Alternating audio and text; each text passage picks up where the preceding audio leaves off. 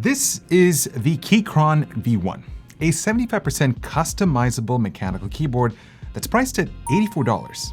That's right, $84. Now, if you remember not too long ago, I checked out the Keychron Q1 keyboard that was geared towards beginners who are looking for a premium, unique keyboard with hot swappable switches and something that looked a little bit different compared to a standard off-the-shelf mechanical keyboard. But it wasn't cheap. It was $170, which was a lot to swallow, but you gotta remember that there is a market for these type of premium custom boards that enthusiasts spend a ton of money on. The V1 takes a completely different approach. According to Keychron, this is their budget-friendly version of the Q1, and it costs half the price while bringing most of the features from that. So is it any good? Well, let's find out. The first thing that I noticed right away was the massive weight difference in the body, because instead of using a CNC milled aluminum chassis, which costs a lot of money, Keychron actually opted for an ABS plastic top and bottom casing, and that results in a much lighter frame, weighing in around 2.1 pounds versus 4.1 pounds on the Q1. Now my sample comes in this really cool frosted black finish that's translucent, so you can see part of the plate, and if you flip it around, you can see the silicone pad used underneath. However, if you're looking for something plain and simple, there is a carbon black version that's non-transparent. It doesn't change the cost whatsoever. If you're looking to build something from a bare bones kit, Keychron offers that at $64, which comes in with the housing, the PCB, screw and stabs, and the steel plate. There is a knob version for an extra $10, and as the name suggests, it comes with a programmable knob, which is pretty cool in my opinion.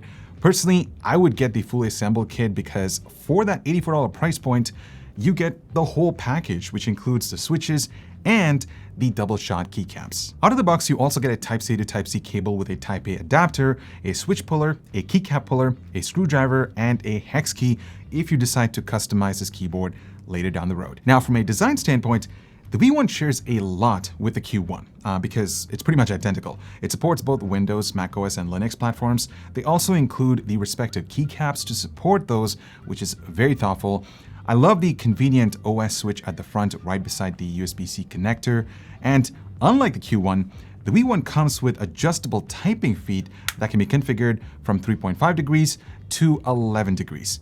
Remember, with the Q1, you only get a 5.2 degree tilt due to the aluminum casing. I should also mention that the Z height on this keyboard is thinner compared to the Q1. We're talking like a 5mm difference, which is pretty significant, and I expected that considering that the V1 doesn't use a double gasket mounting system like the Q1 does, but instead it's a tray mount design with a silicone pad at the bottom, followed by the PCB, then the sound absorbing form, then the steel plate, and then the top case. So it's not as flexible as the Q1. Build quality is surprisingly really good, guys. Even though this entire casing is made out of ABS plastic materials, everything is put together really well with no signs of creaking or rattling noises inside. Again, for the price, it's pretty amazing to see what they've accomplished here. The rotary knob right over here is well defined, and it's made out of aluminum, and the buttons feel nice and tactile. Honestly, if I were to compare this to some of the volume wheels on gaming keyboards, there is just no competition. Now, the keycaps are certainly an interesting choice on the V1 compared to what came with the Q1.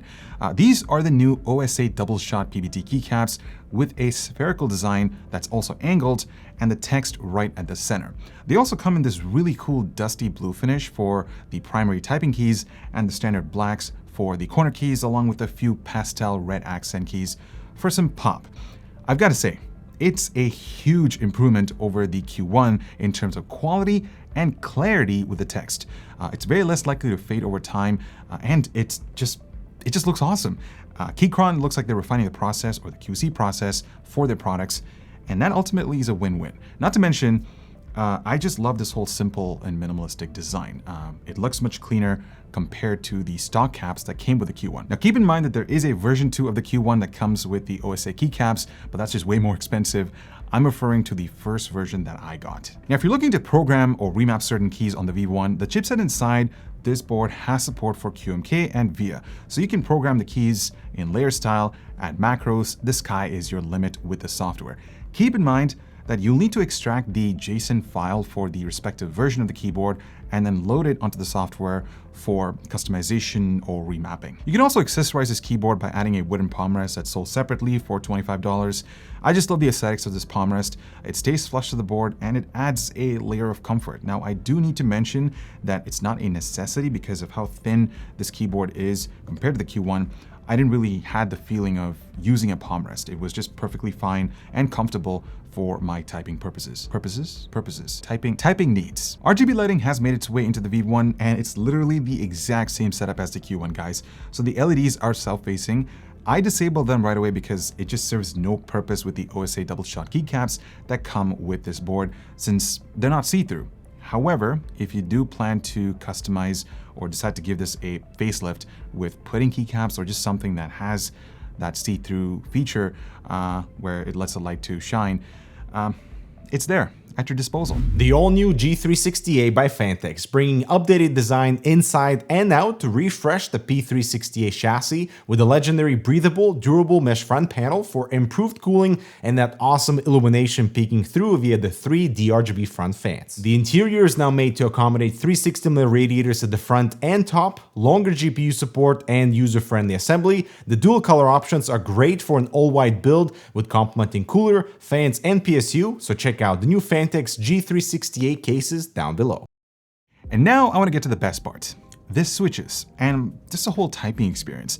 What does $84 get you? Well, for starters, this keyboard has hot swappable sockets on the PCB, so you can mount 3 or 5-pin MX mechanical switches. If you do plan to buy it fully assembled, Keychron offers the V1 in 3 flavors. So there's K-Pro Reds, K-Pro Blues, and K-Pro Browns. They're very similar to the Gatorons and are pre-lubed from the factory, so you get a very smooth key travel experience. Keep in mind that the K-Pro Blue switches don't come pre-lubed, and I chose the red switches because I'm just a sucker for their linear characteristics and their somewhat quieter sound profile. They only require 45 grams of actuation force, and that, paired with the solid screw-in stabilizers, gives you a rigid and smooth typing experience, guys. Everything feels consistent no matter where you type on them or tap on them, and the keys exhibit very less wobble. I will say that going back between this and the Q1, the silicone dampening material underneath V1 muffled the pinning noise created by the steel plate by about 90%. It's still there if you bottom out really hard, but it doesn't sound as sharp as the Q1 in certain cases. I still need to mod this keyboard to reduce some of that pinging noise, but if you're looking for thockiness on the V1, that's something that you won't be able to achieve right away unless you decide to, just mod it later down the road. But that being said, I'm honestly really impressed with the solid typing experience that this board offers. Here's a quick sound test.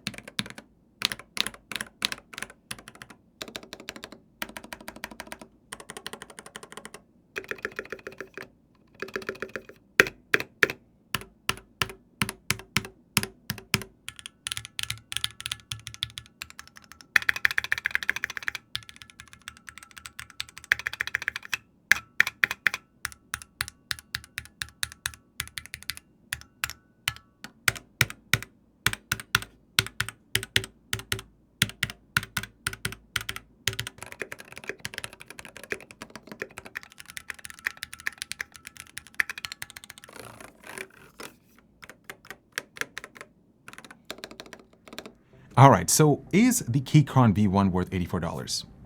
Absolutely. I think this is a bargain for those looking for an entry-level customizable mechanical keyboard.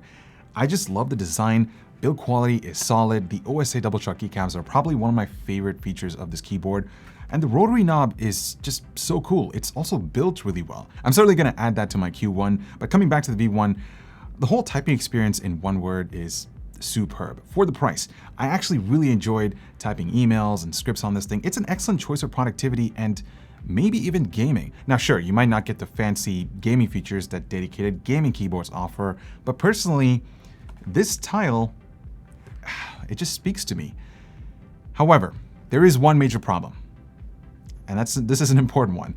It's availability and shipping costs. You see, as of filming this video, most of the options that Keychron offers are out of stock. And if you do find one, shipping costs range between $20 to $30 or maybe even more depending on where you live, which is a lot. But you have to realize that Keychron is a very small company and they have made a lot of advancements in the last 5 years, which is really impressive. It's just not something that you can just walk into a retail store and get your hands on. In my opinion, I think it's a rare gem, and if you're lucky to grab one, you're certainly not going to regret it. On that note, thank you so much for watching. I hope you're able to take away everything that you needed to know about the Keychron V1. Let us know what you guys think about this keyboard, especially for that price point. Do you think it's a bargain? I'm actually curious to know. Also, let me know if it sounds really good for that price. Yeah, maybe I should look into modding this as well. But first I have to mod the Q1, so I've got a lot of side projects that I have to work on, so. All right, peace guys. Oh, spend responsibly.